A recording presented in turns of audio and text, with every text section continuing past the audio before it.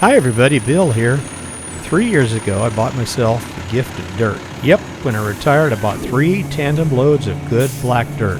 Had all kinds of projects to do with them and just wanted to get started and knock them out the first summer. You know, one of those things on my bucket list I never got around to doing was driving a dump truck. Man, this is a nice rig, isn't it? With that power tailgate, boy, it's just a wonderful looking truck. You don't even have to get out if everything works right. I'd love to drive one of those once, but it's not going to happen. I left the extra video in there because, doggone it, they're just cool to watch, right? So let's just enjoy it here as he dumps that load out and he'll be on his way.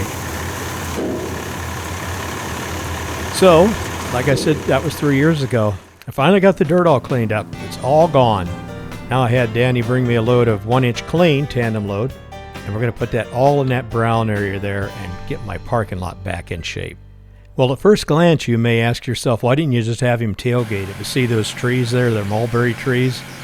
They produce an abundant amount of berries in the spring, and we use them for food and jams, and they're really good. So I want to protect those as long as I can. So my method of attack here is I'm going to try to just whittle away at this pile with the edge of the bucket there just to get started. What's that old saying about eating a bear? You eat him one tablespoon at a time, and I guess that's what I'm going to kind of do here. Now once I get the main pile broken down and kind of distributed in that area, we're going to go up and get the lamprey grater and finish it up with that, comb it all out, and it'll turn out real nice. I've been wanting to do this, like I say, about 3 years. I don't like mud, so it's nice to get 1-inch clean in there, and I can park my trailers and everything in there, and everything's dry and clean, and it's going to work out real well. This is a 2019 tractor. I bought this in 2019. It now has 275 hours on it, and except for oil filters, oil, hydraulic filters and fluid, I put beet juice in the rear tires. I haven't done anything to it. It hasn't caused me any grief. There's been no mechanical breakdowns. Must have been built on a Wednesday. It's been a real reliable tractor for me. I was looking through the spec book too, trying to think of things to talk about here. The spec book says that it's a 2038, but the gross horsepower is 36.8 horsepower, 36 horse.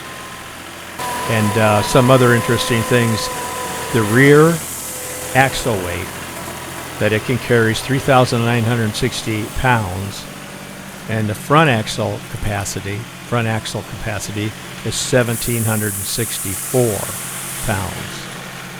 The base tractor weight of this unit is 2,436 pounds, and the capacity of the 3-point rear hitch is 1,488 pounds. I went through the 220 loader specification book, and something I was reminded of and find interesting is it refers to the model 2038R, and the minimum rear ballast required is 811 pounds rear hitch ballast. So 811 pounds if I were just using that loader and tractor. Obviously with the backhoe on there I meet that at 811 pounds. I cannot find the weight of the backhoe in the specification book. If you know that, let us all know. I cannot put my hands on that. I'd like to know what that thing weighs just by itself. Alright, so we're going to start wrapping this up. We're going to get the grater out, make it a little bit nicer.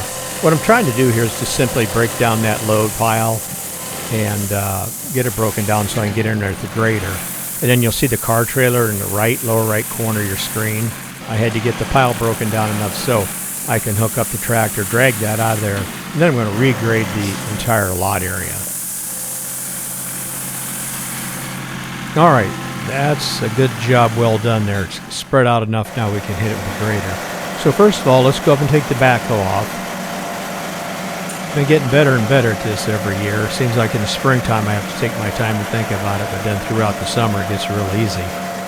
Then we're going to put the auto connect on next, and then we're going to go down and get the lamprey grater. Sure makes things easy. I sure like that You can see it sitting on a pallet, so I just back up to it. Now watch, I'll tilt that top link to match that top link of the grader, and you just pick it up and away you go. It's doggone handy. Alright, so this is the GS 1548. Now I'm reading from the manual here, but it says the applications for a grading scraper this size is landscaping, farms, ranches, construction sites, hunting cabins, fishing cabins, large estates, small acreages, sod farms, things like that. And then I like this. It says, unlike a box scraper, a box blade, they're not designed to transfer large volumes of dirt from one location to the other, and as a result, they do not require additional horsepower box blade usually requires. It's simply put, it's to grade off high spots and fill in ruts and low spots. So I'm kind of using it as both here, just to level things out. So before I got started, let me show you what I did. I put a 1/2-inch shim under the skid shoes, and then I took a wrench and loosened those bolts and dropped that side of the cutting blades. There.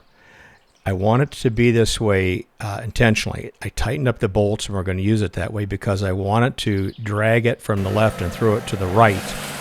I'm going to keep that in mind as I fill to the left of this picture. It drops off over by those logs. So take a look at it again. It's going to cut on the inside, distribute it to the outside. Because I'm trying to make my parking lot wider, so that's why I'm pushing my gravel outwards to the perimeters rather than bring it inward, which is kind of normal when you're doing a gravel road. I'm trying to spread it out. Okay, so now I'm going to use the front-mounted receiver. I've done a video on that, and I'll put a link to that also. I love this thing. No more spraying necks for me. I just pull in, hook up the car trailer here, and we're going to pull it up the hill so I can service it. Granted, I have to look over my shoulder going backwards, but I find it so much easier to sit in the seat and look forward. Here's an example of that. As you can see, it's real easy to see what's going on. You can put your trailer in a tight spot. Just wonderful. It's probably my second highest recommended implement. First you buy the forks, then maybe you consider getting that. Getting back to lowering and adjusting the cutting blades, you can get as aggressive as you want or less aggressive.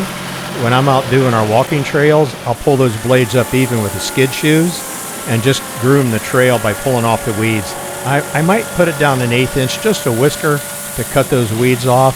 But somebody asked me once if I can use that on a trail, and you sure can. And I'll have a video out on that sometime. You might ask yourself, why do I have two different tones of gravel? It depends what quarry you get them from around here.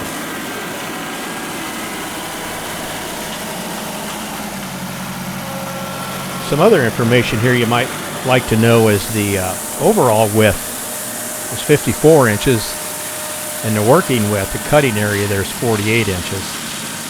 Has 4 Scarifier shanks. It's designed to be pulled by a 20 to 50 horsepower tractor and weighs 437 pounds. I wish it was a little heavier, but it works fine. Again, I realize I'm kind of using it as a material mover here, and I'm using the lift arms to drop it off as I go along so I can deposit it. See how I'm building it up over here in this low spot? So I raise it up and drop it off there, and then I change my pitch and smooth it out. So really works nice. I'm surprised when I edit the video. While I'm using the tractor, I think it's level, but I'll watch the video and think, I've got it tilted forward. I can't quite see that. So I'm going to have to work on that a little bit. But this was a lot of fun, this grader.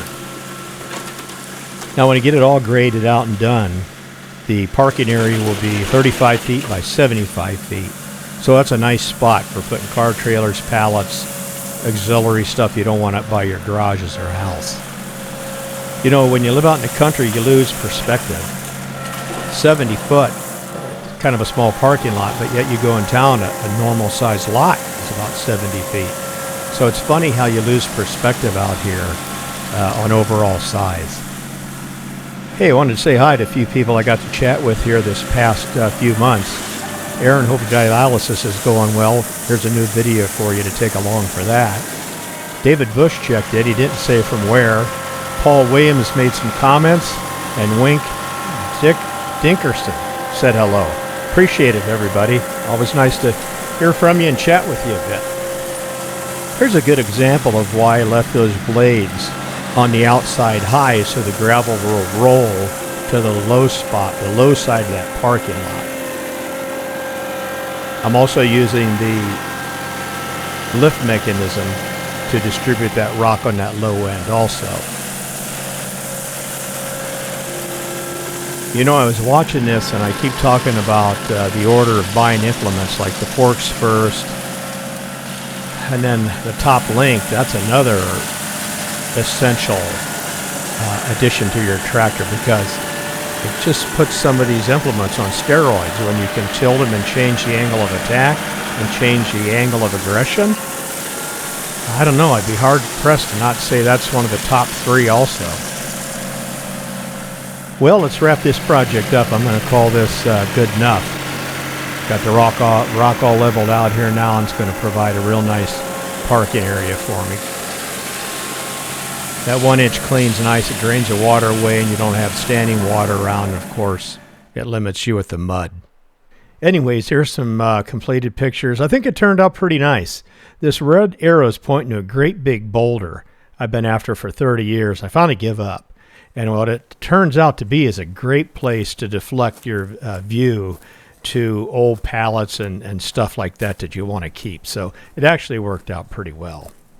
You know, you can see I put the rock on pretty heavy. It's probably 6 inches on the outside and gets thinner towards the inside. But overall, pretty good project. All right, everybody, have a great month. Be kind to each other. Consider subscribing and at least give me a thumbs up. I'd sure appreciate it. Have a great month, everybody. So long.